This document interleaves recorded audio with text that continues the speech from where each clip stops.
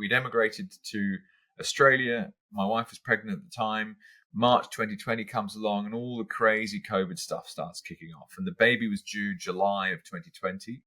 And at the time, there was all sorts of different rules and regulations that were being created by the health department that frankly were impossible to keep up with. And one minute, they were allowing people to give birth in hospitals.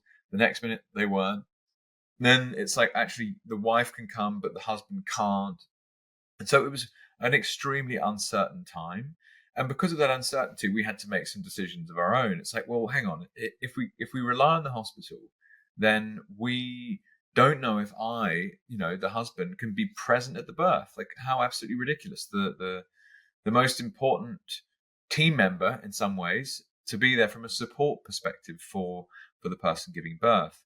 And that situation, it really pushed us down a road and what's become a real journey that we didn't expect. It has a really nice outcome in many ways.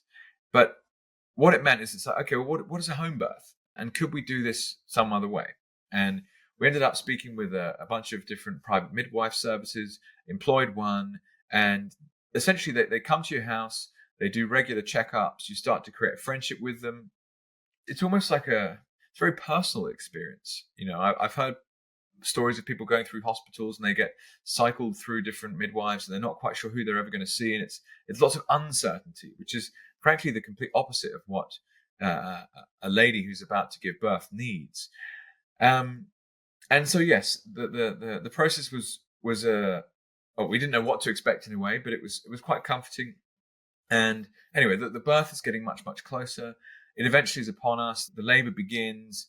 And without going into all of the nitty gritty of it, like, fuck me, watching your missus give birth is an incredible experience, like pure nature at its very, very deepest and quite profound in many ways. I had an amusing moment that I would share, which is my one job was to pack the hospital bag.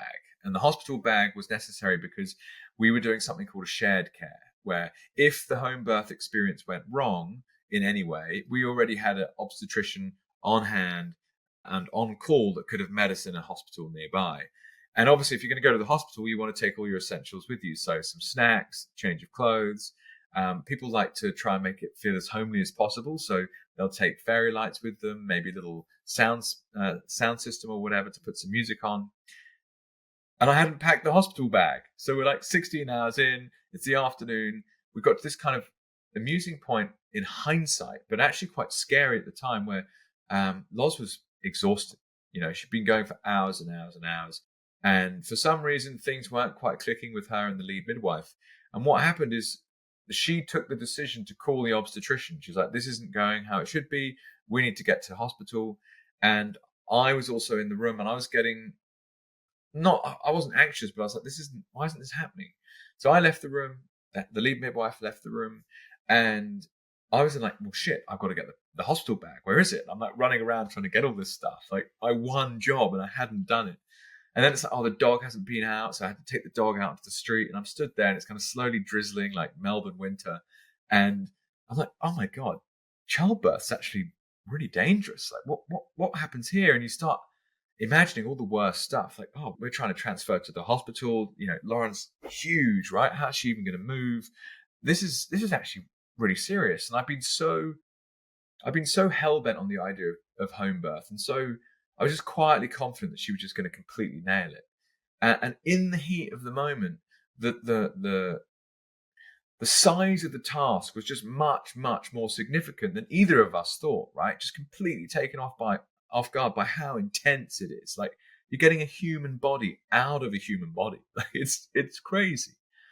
And so I was like milling around for 15 minutes, getting stressed, trying to pack this bag, fill up a bag full of crap that was never going to be useful. And amazingly, what happened is the second midwife took control, and Lauren just implicitly trusted her.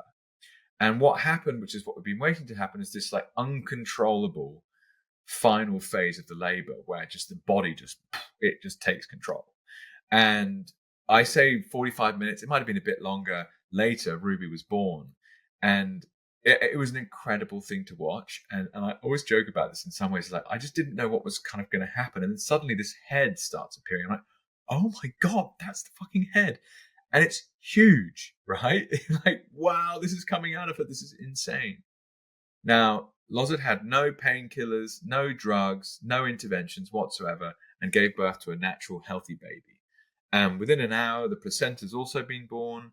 So the birth process is done. You're at home, and it's just so cozy and snug. You've got your whole kitchen, you've got your whole sitting room, you've got your whole bathroom to hang out in. And before I knew it, I was having a piece of pizza and a red wine, holding my newborn baby.